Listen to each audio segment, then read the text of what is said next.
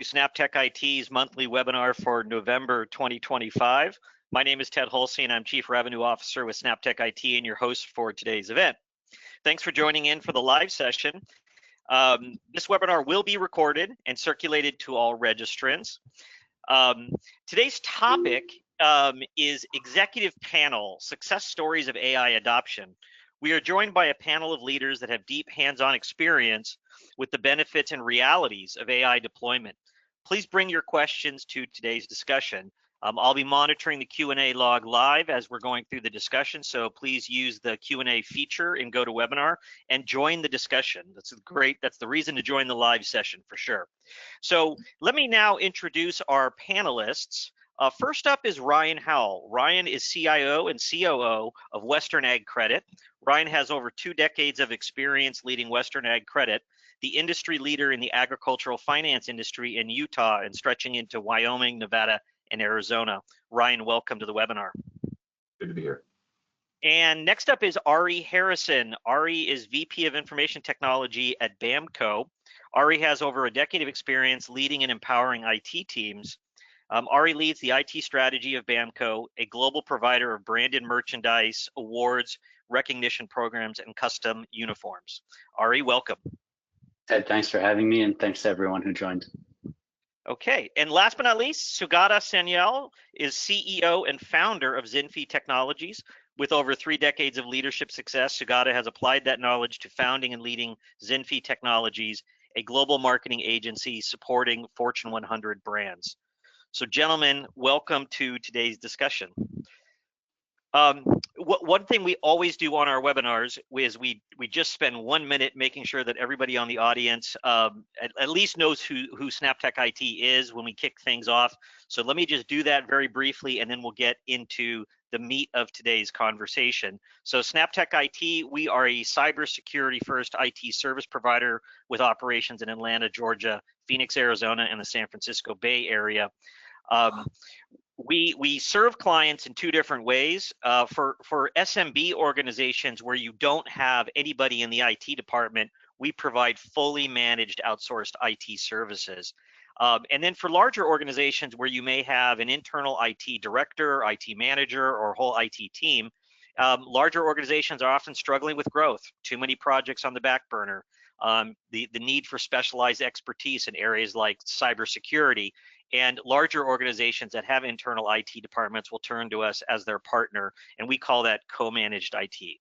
So that's it about us. The rest of today's conversation is really just going to be focused on our panelists and their experiences with deploying artificial intelligence technology to their organization. So I'm going to go off of screen share mode and just go take us right into just our panelists here.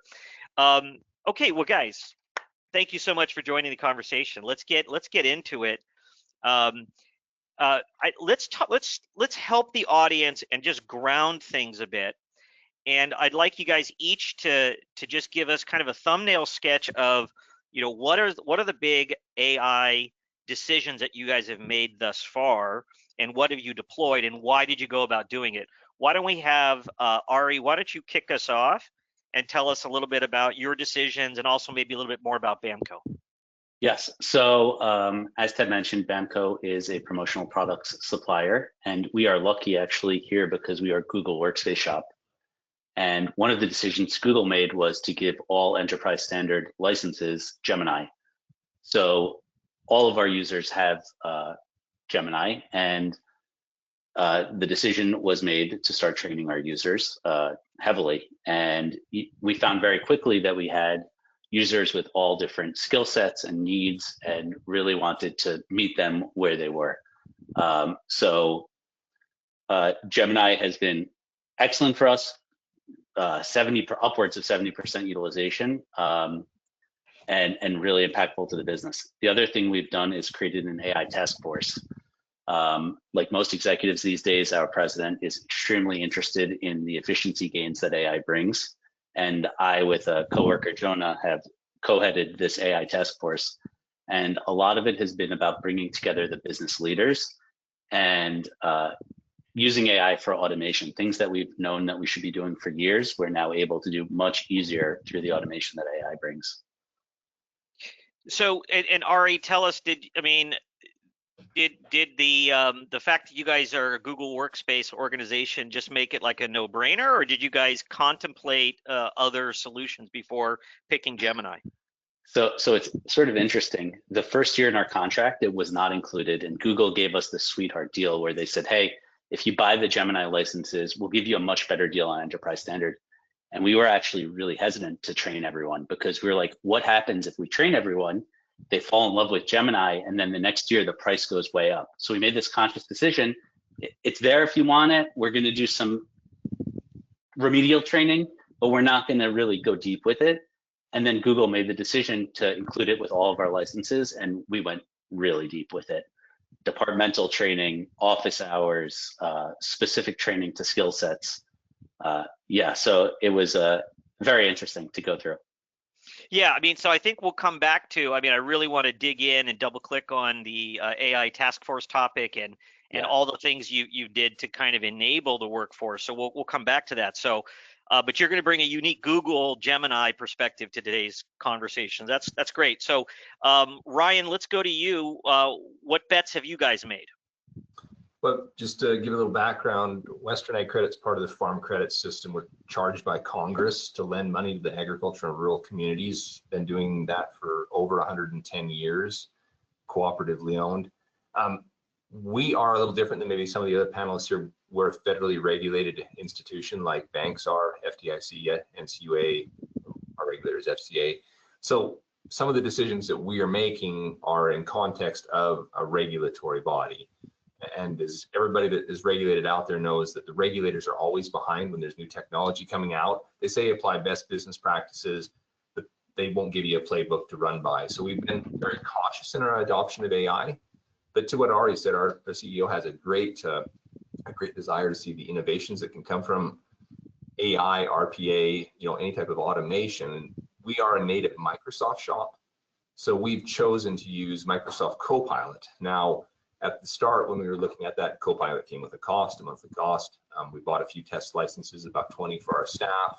Those that are the innovators, the subject matter experts, those that we are maybe the leaders in our organization. And we've charged them with, learning how to use it, finding the tips and tricks, try to investigate with an AI committee some business use cases and bring those back. The desire is to get further benefit out of AI than just content creation, search engine optimization and those types of things, to get it into the business process. We're still on the front end of that, and there's some exciting things that are going to come with it. With that said, we do have a small programming department, and we did implement Microsoft Copilot for ChatGPT. There's Copilot for GitHub there, and that's been a real winner. Our programmers would say it's saving them about 30 to 35% programming time as using the autofill. They still can't get away from having to do the programming, but it's been a big help to them. The last reason around choosing the Microsoft version was that it does containerize some security. We have a lot of risk where we're a financial institution with PII, sensitive customer information, getting out there. And at least Microsoft offers some containerization that can be kept safe. And there's some new things coming, and there's a free version of Copilot. We're still learning ourselves. But the governance, the containerization, the security, and the training of the users has been our biggest concerns.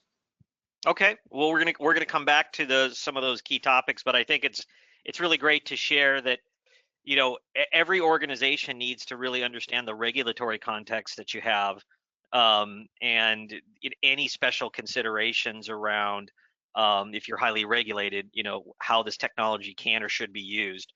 Okay, well, super. We're gonna dig back in on enablement here in a moment, but let's go to Sugata. Tell us more about how you guys are using AI technology. Yeah, so a little bit of quick intro. So first of all, thank you for having me. We are at ZINFI. We're basically an enterprise SaaS platform. We help companies that sell through partner ecosystems like reseller, VARs, MSPs, system integrated. We allow our enterprise customers to really onboard, enable, co-market, co-sell, incentivize their partner base. So that's what our platform does. And because we're a SaaS platform, we actually had some ML logic in our platform before this ChatGPT thing kind of went, like a wildfire a couple of years ago. But at a macro level, there are really two pieces of the puzzle. One is across every function, we use multiple tools. Marketing, we have several tools, all the way from web analytics to content creation to sort of social marketing. And some of them, they come with our CRM system. Some of them are independent tools that have quite a bit of AI features today, all from creation to distribution to analytics. Then you look at sales, we're a heavy user of Gong as well as Microsoft Teams. And therefore, the entire transcription process is now fully integrated into our, pre-sales process for proposal creation, custom use case development, sharing with product management. That's fully integrated. Then post-sales, customer success again uses Gong and HubSpot and Teams. So we use quite a bit of transcription, and we've built our own custom agent and prompts to analyze and dump those data. Then in engineering and product delivery, we have native tools, right? We're also a Microsoft shop. Our stack is built on Microsoft. So across every function, our biggest challenge, as I mentioned to you yesterday, we counted as of last month, we had 47 tools that are natively built on AI or have significant functions. So biggest thing that we're focusing on is really standardizing. We've identified around 16 or 17 that we're going to narrow down to. And then the second part is integrating capabilities into our product for our customers. So we have taken kind of a customer zero approach. So instead of AI washing, the product saying we do everything, we have released 7 features for enterprises because, as Ryan mentioned, governance is the word in enterprise. There's a lot of concern now on prompt injection and other sort of security vulnerability that are coming in. So we're very focused, introducing features that we think are value added, but also through the lens of an enterprise deployment. Okay, and then Sugata, talk to us about like what would you say, of the tools you mentioned. I mean, let me ask a different question. So every function has tools. You're consolidating down from 47 tools to 16. Do you guys have some favorites? I mean, do you have what tools do you feel like have been the biggest game changers for productivity and efficiency thus far? So I'm going to answer the question a little differently through customer lens. So I wake up every morning thinking about one thing, right? What should we do as a team that can serve our customers better, right? So from a priority perspective, when you look at our mid-market accounts, they're fundamentally different than enterprise accounts. In mid-market account, it's kind of you deploy and you kind of forget it and they call for support. In enterprise, we have system integration team that stay involved. So the content that flows through on both sides are very, very different complexity-wise. So for us, because we're a process automation company, other than the first year of euphoria, everybody's using their tool, last year we started to focus on processes and from customer in. So from a tool perspective, if you look at on the sales side, in pre-sales, if we sell into an enterprise, there are lots of requirements that needed to get handed over to post-sales in a lot more structured way. And we can do that today much better than we could do, 12 or 15 months ago. So there, I would say, Gong plays a major role, our CRM plays a major role, and then using, Copilot, transcribing those plays a major role. When it comes to post-sales, there are also, again, cluster of tools that we're using that narrowing down, but it's all, we're predominantly driving how can we serve our customers better, faster, and more accurate way. So that's how we're prioritizing these tools versus just saying, this can do voiceover much better or graphics much better. That's not where our priority is today. Okay, but Gong has been a big one, and I guess let's kind of like pivot the conversation a little bit. Like, Ari, talk to us a little bit about what have you seen? I mean, I think you threw out the number 70% adoption. That seems pretty darn good. Most software deployments in large organizations, like, there's usually a lot of friction with people like changing their habits and that sort of thing. What are some of the kind of early wins and low-hanging fruit are that you're seeing in terms of productivity and efficiency gains or employee satisfaction? Yeah, I mean, frankly, I was shocked when I saw those numbers. I pulled the reports and I couldn't believe it. And I think it's by virtue of Gemini being integrated with all of our tools, right? It's a closed ecosystem. They have a lot more control over things. And when I think about low-hanging fruit, I think about things like writing emails and responding to emails. That was something we went over in training because it's just so easy. You press the button, Gemini has the context of your entire thread, no matter how long it is, and it'll write you a nice composed email. This is really valuable for us because we have a large user population in India, an office of over 400 people. So it's really improved our communication, and it's something that's simple and well utilized, much more utilized than I thought it would be. Okay. So some of those built-in tools have really been the low-hanging fruit for us. Okay. What about meetings? What about meeting recording, meeting transcription? What are you seeing there? Yeah, it's funny when we first got the Gemini or the Zoom AI features, and we just turned them on immediately, and we made it optional. Immediately, we started getting flooded with requests. What are these summaries? How do I get that turned on? How do I put this on every meeting? Especially for sales, where in the pre-sales process you have action items, you have requests, questions. I think it's incredibly valuable. And yeah, highly utilized in our teams.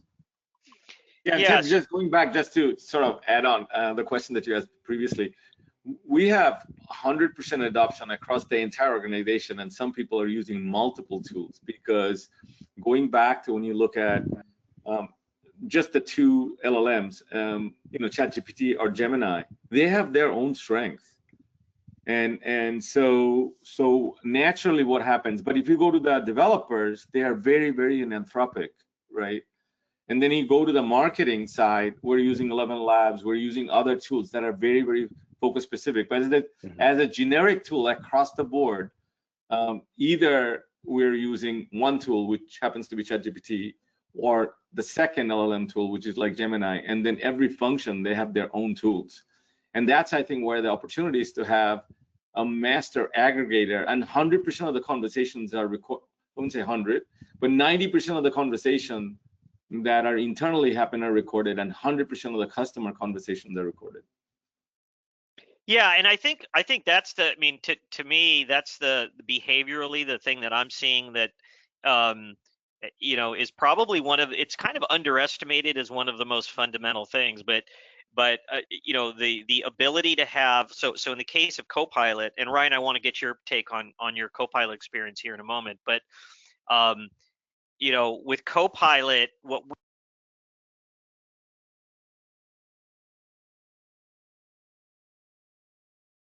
we're not, I don't think we're as high as you are, Sugata, with like the level of recording of meetings. But Ted, I don't know if it was just me, but I think you cut out for just a moment there. Okay. Well, what I was saying is that one of the things that we're seeing is that when you turn on an AI tool broadly in an organization, and if it's a tool that's integrated with your current kind of meeting solution, whether you're using Zoom or you're using Teams, behavior will change. Like the ability to record every meeting, have transcription in every meeting, have the ability to track action items and do meeting minutes and follow-ups, leveraged with an AI generated recap of a meeting, the behavior really changes. At least that's what we're seeing, is that kind of once you get to like a critical mass of employees who all have these tools, almost every meeting then gets recorded, because the productivity gain, the ability to go back to the tape, the ability to like basically have this rich repository of every meeting that's happened in the organization is really quite a game changer. And I think one of the struggles in the SMB market that everybody is seeing with AI, with premium AI solutions is, how can we afford this? How can we turn on Copilot for every employee? Or how can we turn on ChatGPT for business for every employee? And I kind of look at what's happening with meetings, and I'm like, well, heck, that like 1/3 of the value is happening right there, because meetings are fundamentally transformed. Meetings are more useful, and like the productivity with dealing with action items and meeting minutes and having a rich transcript you can go to and do additional things on is super valuable. But Ryan, what are you guys seeing? What are you seeing with Copilot? How is it changing how people work, and maybe any comments on meetings and using some of those features?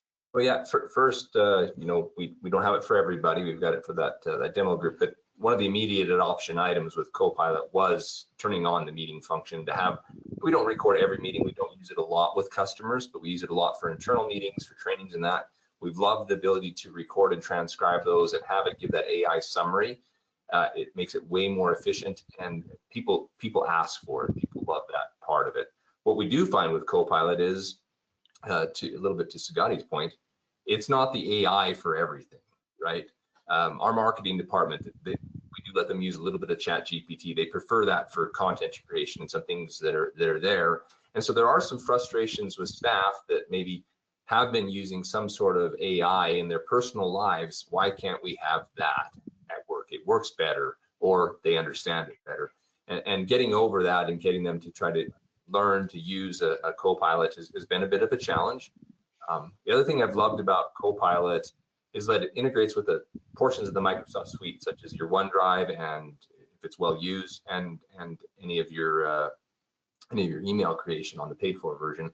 That if you're like me, I attend too many meetings, no offense to today's meeting, and I can't always remember which meeting was that we talked about this. You can go back in through the Copilot function and do a search and say, hey, find the most recent meeting about this that involved this person, and it'll bring up that content to you, remind you of what it was, and that's been a game changer for an aid for me and for staff that are higher level users.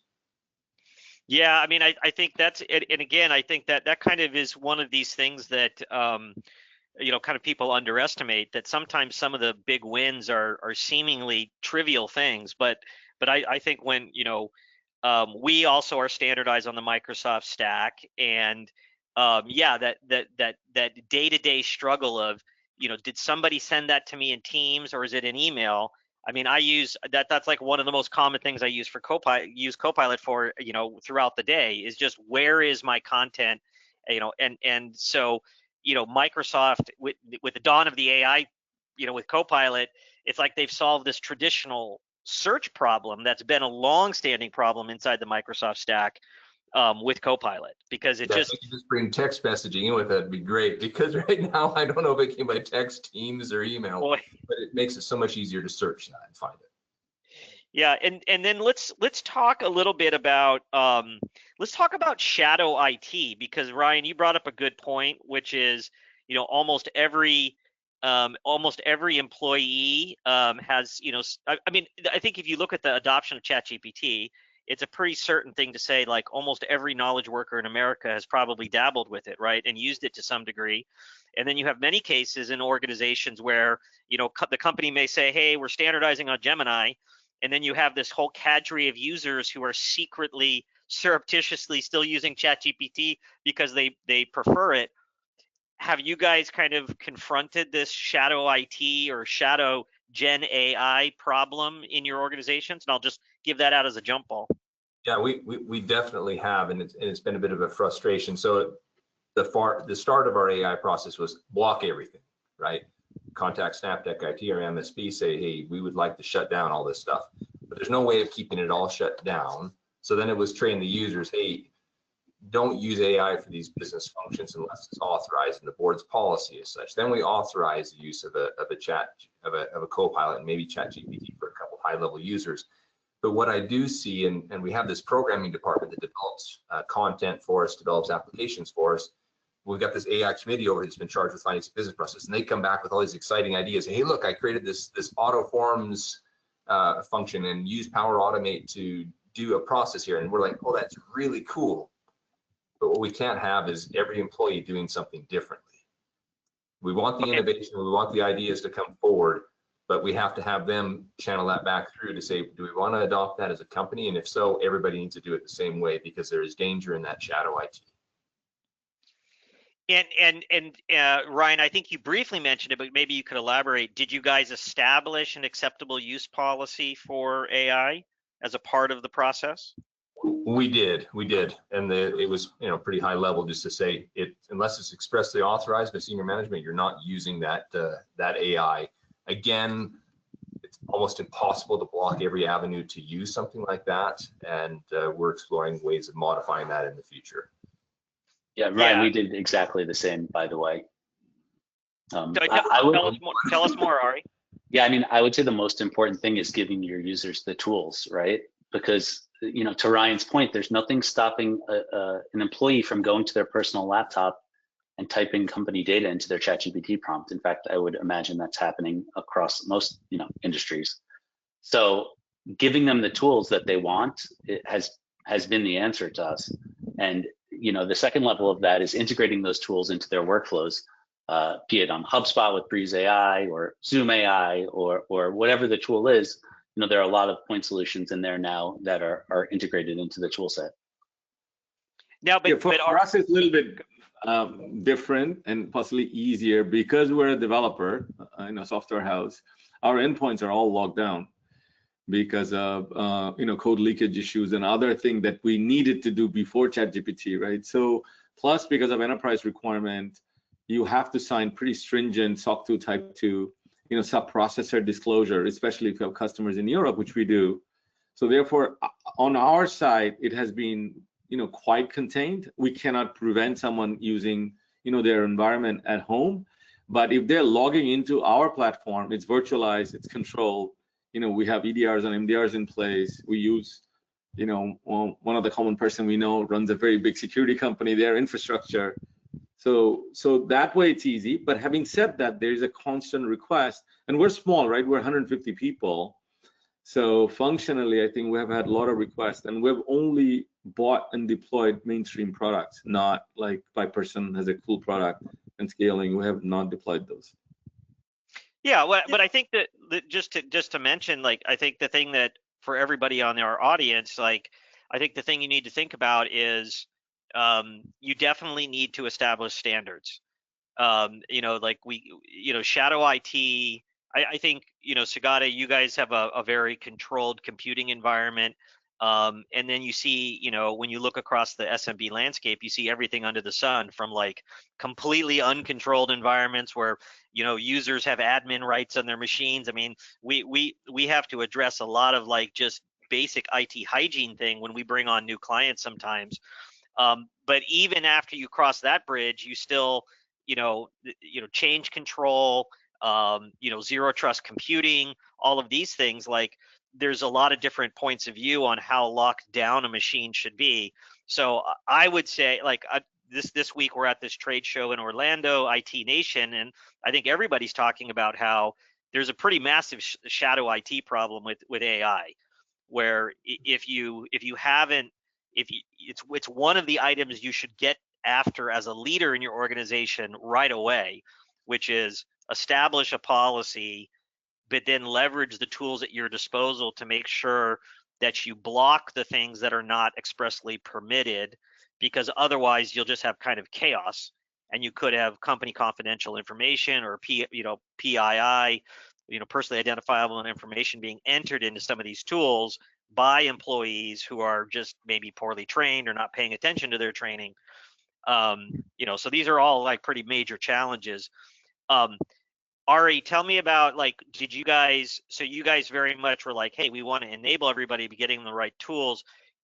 But do you guys also kind of lock down people's ability to get to other tools?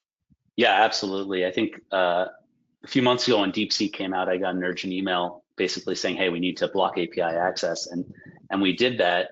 But I think we also need to recognize that often shadow IT is just the user setting a desire path for us. And we need to understand what that path is, right? Like, if they want ChatGPT and they're using it, we should probably find out why they're using it. Does it do something better? Is it, you know, for a creative department, generating images better? Is it faster? What's the reason behind it? And then we can come up with a solution that we can secure. Obviously, governance is really important. So I would just reframe the thinking around shadow IT to sort of understand why the users are looking to do something that we don't have a solution for. And I agree with Ari 100%. We love the innovation that comes from what could turn into shadow IT, because that's where you're going to get your best ideas from your subject matter experts or people that do the process that you're not going to get from a guy like me that doesn't do it. But on the other hand, and education is great. Hey, people, this is how you should use AI. These are the things we have locked down. And I heard a quote from another company a while ago. Yeah, we trained all of our people on AI and entered a policy that they won't use it. And we know that there is none of that happening. And I call BS on that. It's happening. You don't know about it. Yeah. So if you can find a way to investigate it, and we're very conservative. If my own staff was listening right now, they'd say, Ryan, you wouldn't let us do this. But that's right, not yet.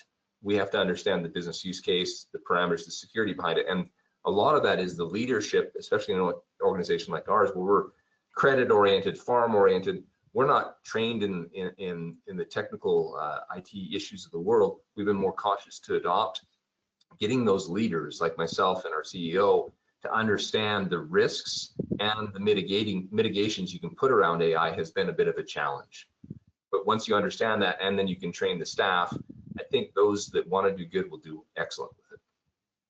Yeah, and I love the perspective, and Ari, I think it's a great point about shadow IT. Like, look, not being kind of closed-minded about it, but looking at it as an opportunity to really understand what tools people need to be productive and how you can innovate, how you work. But I think I think for our audience, it's really important to understand that establishing a policy is like so fundamental right away. Like, people often underestimate how important that is, but if you don't have a policy in place, then you're not really setting a guideline for your staff on like what's permissible and what's not. It's always hard to control because people have mobile devices, they have personal laptops, they can work from home, and so there's all kinds of challenges with kind of enforcing policy, but you need to start with the policy, and then you also in tandem need to really empower people, right, to get their work done in new and different ways. Why don't we transition a little bit and talk about enablement and training? Like, Ari, talk to us about what you did. How did you go about the training and enablement effort with your team? Yeah, so we brought in professional trainers for this, and we actually engaged with senior leadership because it's such a broad topic. And I found when I was bringing people in for training, they were saying, this is all great, but what does it do for me? If I'm in sales, how does this help me make money? If I'm in operations, how does this help me be more efficient? So we brought in the leadership to really understand the context of what they could do and then develop trainings around those departments. We also held a general training, which was for all users, but we really liked to zero in on what they could do with these new tools. The other thing we did was held office hours, and I'm holding them every other week right now. And the reason is we have all of these varied skill sets, and people who want to learn, who don't know much, people who are experts and are building things on their own. And it's a great opportunity to bring them in and for people to learn from each other, learn from me, talk about the new, every week Gemini's coming out with some new features, play around with the features, and really meet our users where they're at. I think that's the most important thing that we've done as it relates to training. So let me play back some of that. So one thing you guys had to address is that you have users that are going to be at all different levels. So you kind of need like a generic training push, but then you also need to drive a level deeper to have training that's relevant for departmental use cases, so that Exactly. you are addressing the marketer's need or the salesperson's needs or the support person's needs. Mm-hmm. And then you just need, and then ongoing is also important because the innovation is crazy. The amount of features that are coming out from all of these providers, it's like a monthly torrent really that you got to stay on top of. Yeah. Ryan or Sugata, any other observations around training and enablement that you guys have seen, or any stumbles or challenges? Yeah, for us, it's a little bit different because we have these data lockdown ability. Our tools are relatively defined and getting narrowed. So because we were going through such a fast pace of changes, in the beginning, we were trying to put together these simple 2-3 pages of, sort of standard operating procedure. And we realized by the time they're out, by the time people are trained, the group has moved on to the next level. So what we have done today is that if you look at on the sales side, there is always, in a team, in a functional area, you will always have someone at the edge of the curve, right? And there will be others that follow. So the key is now this constant sharing within those groups. But when it goes to customers, of course, it's highly documented, trained, and enabled. So from an internal, like for example, I was on a call yesterday. We now directly can take customer transcripts, create user stories, plugging into Lovable, build a prototype, what the functional model will look like, but we can't show that prototype to the customer because it doesn't follow our UI UX guideline, right? Because if we go show that, they will fall in love with that prototype, which we won't be able to build and deliver. So the main point there, and you can call it training, saying, okay, do it this way, but then work through the UI UX team and do it the old way. So by the time you go to the customer, so it will significantly shorten what possibly would take 4 weeks going back and through with the UI UX designer.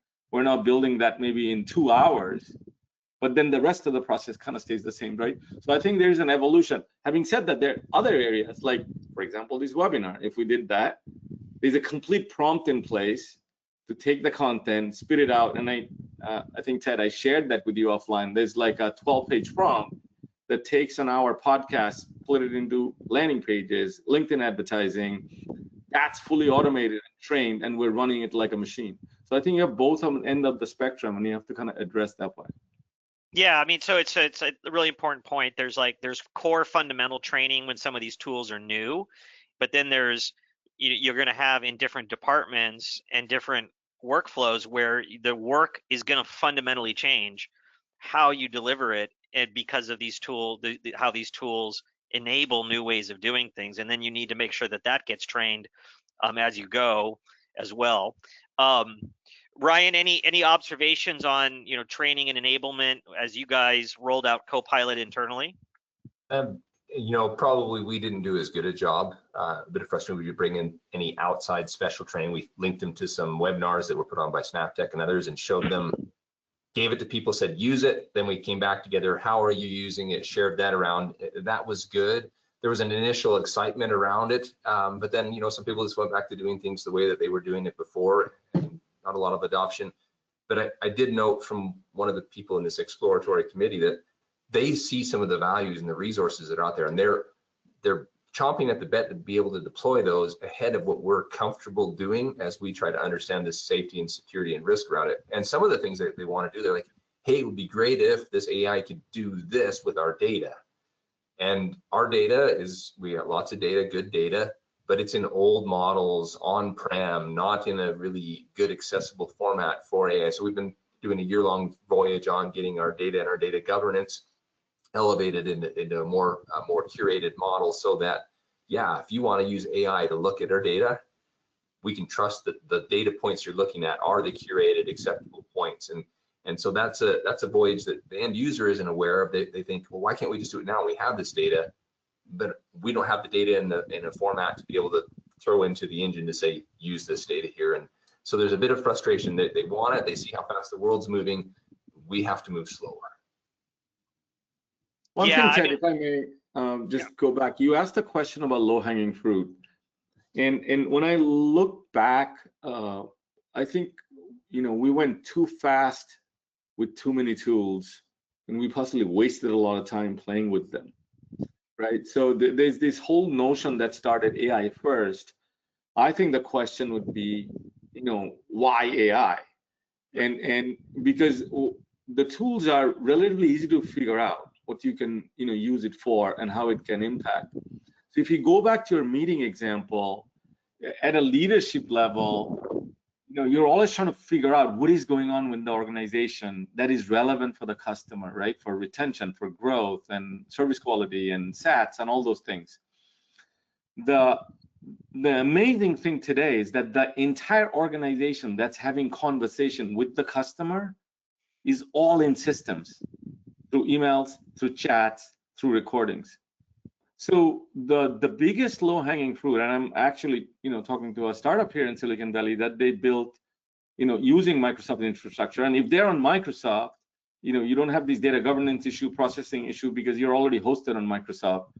Going back to, I'd love to kind of maybe hear from Ryan also, is that you take a meeting, you can power automate, you can build daily digest, you can build escalation summaries, you can build red, yellow, green traffic lights. So before we get carried away of, like transcribing and automating and video distribution through all social media channels that marketing, finds pretty cool.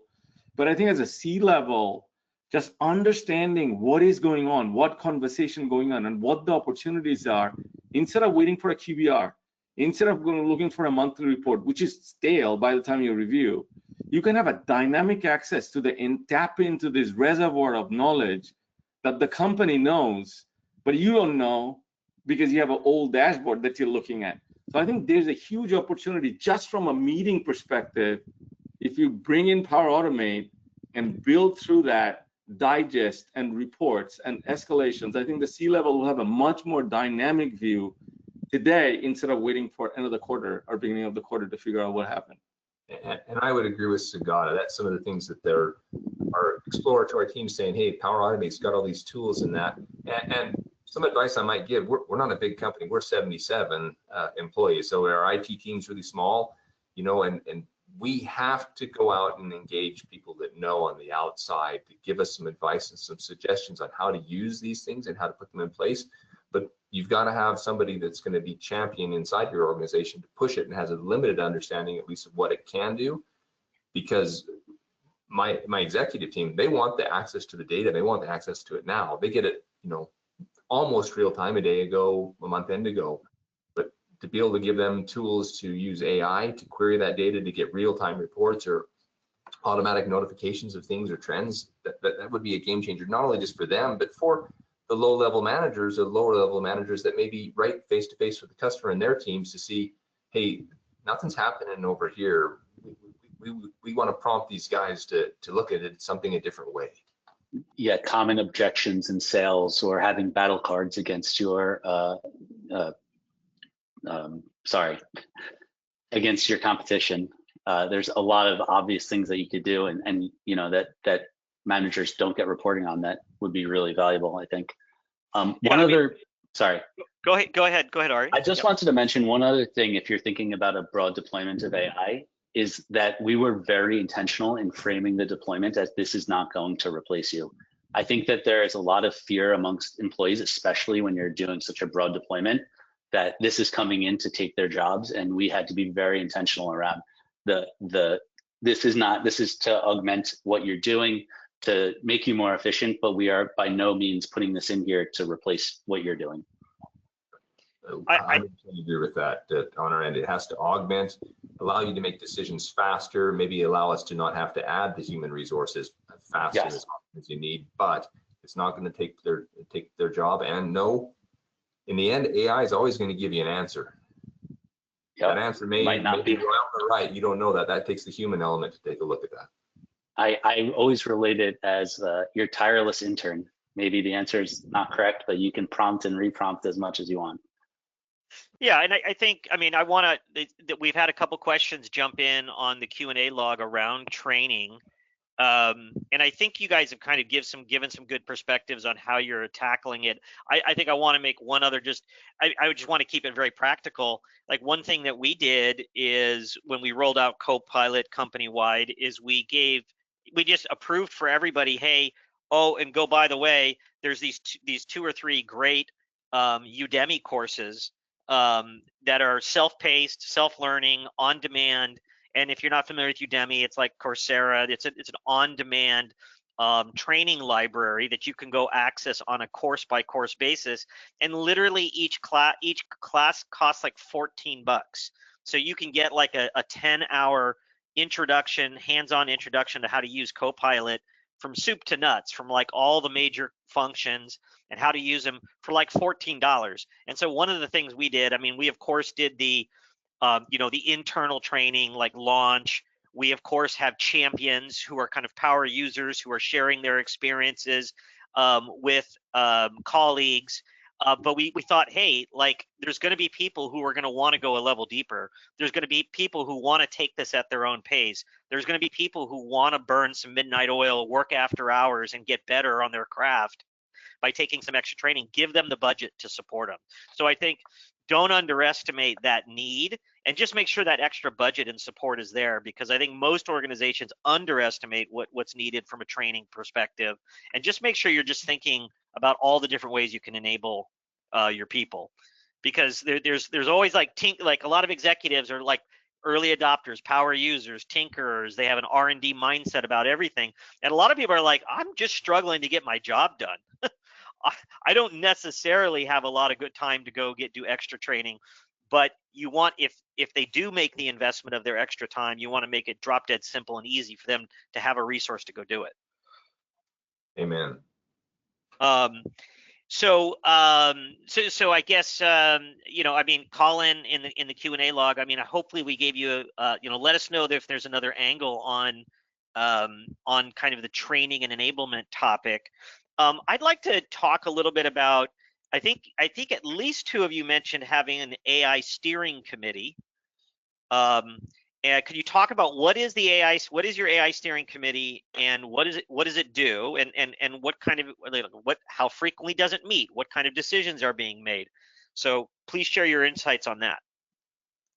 I can start with this one. So I mentioned our president called me in, and basically the story behind this was he was actually in New York ringing the closing bell for the NASDAQ, and he got to speaking with the head of AI at the NASDAQ.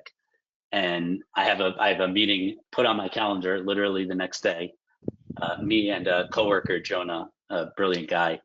And he calls us in to basically say, hey, we need to make this task force. And the task force needs to figure out where AI can fit into our business. And I'll say the task force focuses on I would put it into two buckets. I would say it's the sexy initiatives, the things like LLMs and things that are really exciting for our users, and then the not so great things, the back office automation processes for calculating commissions for our salespeople. But it ranges, and I would say that it's become a great place for me to present ideas to leadership, get their buy-in, and really use AI to automate our processes really in a impactful way. But I would say the initiatives have ranged across departments, and really we've been empowered to make these changes from the highest level. And we set up one that was more of a grassroots AI committee made up of, you know, functional areas of our teams. We haven't met as regularly as we should, I'll be honest on that, but it was meant to get things started. And then there's been some good things coming from, because a couple that want to take it and run in their departments have been bringing things back to the executive committee to say, hey, we really think that this resource could be deployed to make some efficiencies or some helps here, as well as just the general sharing of the community mind of how they've been using AI, the common features, the AI assistant features, the content creation, the refinement, the search features that not everybody uses, because everybody works differently and works on different things. So we do need to, I would say, don't do what we did. Set those meetings up so they're regular and reoccurring. We've had a couple meetings, but they haven't been rescheduled each time like they should. Yeah, I mean, I think as Ari mentioned, it's a huge opportunity to really get more innovation on the table. I mean, I think sometimes organizations get kind of stuck in a rut, and we're not necessarily driving innovation as fast as we can. The good news with kind of the AI buzz in the marketplace is that every executive and leader, you need to be paying attention to this and getting after this opportunity big time. And so, you know, capitalize on the opportunity, but you have to go at it. I think, Ryan, to your point, you have to go at it with a kind of an organized mandate and a structure, and then stick with the discipline. You know, what we're doing with a lot of our clients is, you know, after we address policy, after we address, you know, visibility, control, monitoring, and like locking down the environment so you're not having the inappropriate tools, after you've deployed your preferred and standardized sets of tools and then trained and enabled them, then the next step is like, okay, well, where are we going? What's our 3-month roadmap, or 6-month roadmap, or 12-month roadmap? And are we putting the additional investments and resources behind additional innovation and improvements down the road? But it requires a very intentional effort, and it requires somebody to be the champion, the champion and leader of that effort. Talk to us, like, why don't we change gear? I'm just looking at the clock. I want to remind the audience, if you have questions. Sugata, you've mentioned that, you know, governance, kind of a double-edged sword. None of us as professionals are going to say we don't want governance, but it's also very much a double-edged sword in terms of slowing down the pace of change a little bit. Could you share a little bit more about your experiences and what you're seeing there? Yeah, so maybe at a 3 level, right? A company of our size, 150 people, then mid-market, 500 to 1,000, and let's say a couple of thousand and above. So when you look at larger company, most of our customers are in IT and manufacturing. IT tends to be a lot more locked down than manufacturing, because manufacturing has this IT/OT separation. They're going through, 4.0 transformation, so it's happening. They're less locked down. When you go to mid-market, if it's in IT, they're growing, so they possibly have less policy, so we'd see less governance. So today, from the customer side, it's really, really heavy enterprise-centric, and over the last 6 to 12 months, I think there's been almost a lockdown. You can't start things without going through a customer governance committees. And we have also seen in RFPs and enterprise, the questions have completely changed or radically changed. They went from functional to security, privacy, related questions and compliance related questions in RFP. When it comes to us, because our environment is locked down, we don't have a separate AI steering committee, but we have a compliance team that we meet, once a month, me and my leadership team, that we have to maintain our SOC compliance, maintain our other compliance. Through that, but people are experimenting at home, bringing ideas over, and trying to convince that we should use these tools. So I think one size doesn't fit all when it comes to governance, because it's the complexity of environment. And one last point I'll make is that I saw a chart from ITIL or somewhere else. If you think about x-axis, like maybe 3 things: simple anonymized data to private data. And if you look at on the functional side, from marketing to sales to customers to engineering to finance and HR. And if you do these rings, you can almost see where the governance for, if it's marketing related outward facing data, and if it's simple, you don't need a governance team to figure out whether we should be using ChatGPT to write a blog page.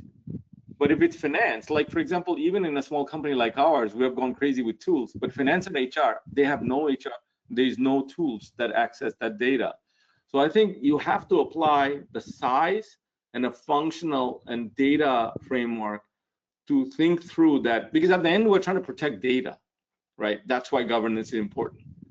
And so once you figure that out, then you have some set of a policy, then you apply it to using your first or second question, low-hanging fruits, and then automate, and you take those 3 or 4 use cases, functionally roll them out, and you rinse and repeat, because you're learning a new skill before you roll out anything else.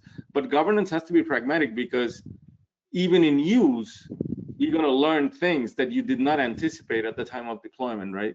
So if you try to do too many things, governance will choke things down, and that's kind of what we're seeing in enterprise. There are too many things happening in too many business units, and they're saying stop.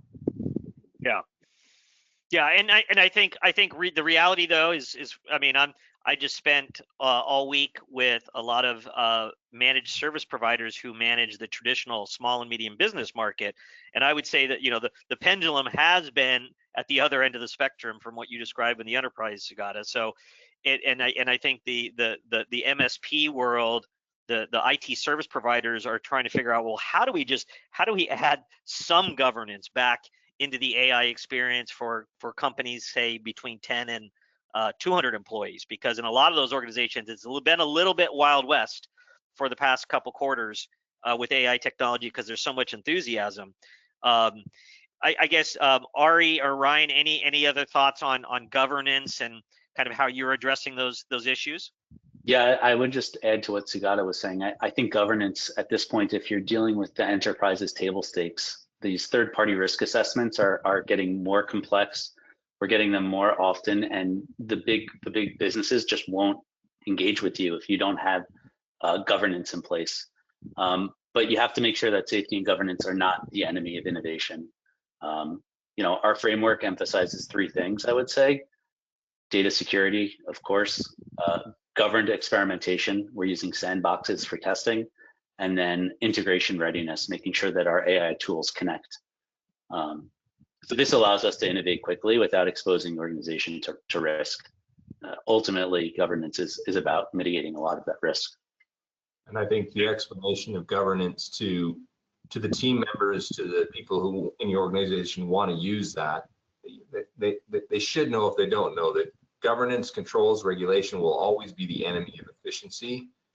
But certain industries like ours, we don't have a choice. And the regulator and the auditors are going to be playing from behind. They'll tell you you should have policies. They'll tell you you need to have governance. But when you ask them what are the best practices, they don't know. And so you've got to get the right people involved and go with the enterprise platforms. And one last comment on governance is that, if I see what's evolving from the customer base, especially on the enterprise side, governance almost has a part 1 and part 2. Part 1 is very, very centered around data security and data privacy. Part 2 is about accuracy. So because the biggest issue with almost all of these models is hallucination. Once you've protected the environment, the usage, simple example, you let sales get into an environment, even though the data is in a protected environment. Those battle cards that Ari was talking about, people hallucinate. You tell the new sales rep the features that you don't have, make them think that you have. So you have to make sure how accurate what they're selling and what they're doing that we never thought about before, because rep would come and ask somebody, say, hey, do we have that? Do we do that? Now they're confidently asking the bot, and boss saying, oh, we do that. And so I think there are other parts of governance that we didn't think about before beyond just compliance that you have to think about, which is accuracy related. That is a completely new field. Great reminder, Sugata. There's 2 different dimensions to it, and the hallucination problem is real. It's hopefully it's getting mitigated over time through product improvements, but it is super real. And the reality was, Sugata, 10 years ago, a lot of product managers would hallucinate around their products too, and in reality too. So anyway, okay, well, we're kind of running out of time here. I want to highlight for everybody on our audience, we're going to be doing another, in November and December, we're kind of doubling up on our webinar cadence, and we're going to be doing a session all around Google Gemini, killer new features, on Wednesday, November 19th. So if you're interested in registering for that, go ahead and snap the QR code there and register. I want to just kind of like finish up with maybe just like a final piece of advice. So I mean, I think when you look across the landscape, probably most people who are listening in today live, and people who are listening in on demand to this session, are organizations that are only dabbling. Like only the executive team has paid AI tools in place. That's what we see across the vast majority of our clientele. You guys are all unique in that regard, in the breadth of your deployment. What was kind of like the most important, like, let's kind of go around the horn here, and kind of a final piece of advice, if you have, for leaders to think about as they make this journey to like broadly deploying AI technology to the workforce. So who wants to go jump on that one? I'll kick it off. I would just say AI is not just a tech initiative. It is truly an efficiency engine that will transform how work gets done in your business. Okay, super. Right. And I would just build on it. I would just build on it and say, I think you have to focus that process-centric approach from customer in, so that you because there's so many tools, so many options. It's very easy to get carried away in coolness, and you're easily spending $20 here, $30 there, $50 there, and they add up very quickly. So if you start from the customer, and there are 2 dimensions of it, I think at the leadership level, we get paid to make good decisions, right? It's not just showing up at work. At a team member level, it's showing up at work and do the job better. So I think when we're picking these tools from the customer perspective, if we put those through lenses that, if I'm leading a team, how can I make decisions better? Because I'm not doing the task all the time. So the data quality and aggregation is very, very important to me. which may not be important to a team member level, where you're just trying to speed them up, do something better, faster, right? So if we prioritize through a customer lens, through a process-oriented approach, and look at workflow and decision flows, I think you'll end up with different answers for what tools, how to use and how to roll this thing out. I would echo what Sugata said there exactly. You need your subject matter experts, your innovators. They're the ones that are going to push the efficiencies, the use cases that you wouldn't have even considered. But they're not going to be as tied into the accuracy and the governance side of it. And you got to pair those together and have them find a workable way forward with a couple top level initiatives and focus on those rather than trying to do everything for everyone. Okay, well, super set of advice here to round us out. Gentlemen, so I'm so grateful for you guys spending time today to share with our audience your experiences and wisdom on this exciting AI journey, and just really appreciate it. Thanks a lot, and we'll hopefully have you guys on a future session in the future. So thanks a lot and have a great day, and we'll see everybody on one of our next webinars. Take care. Thank you.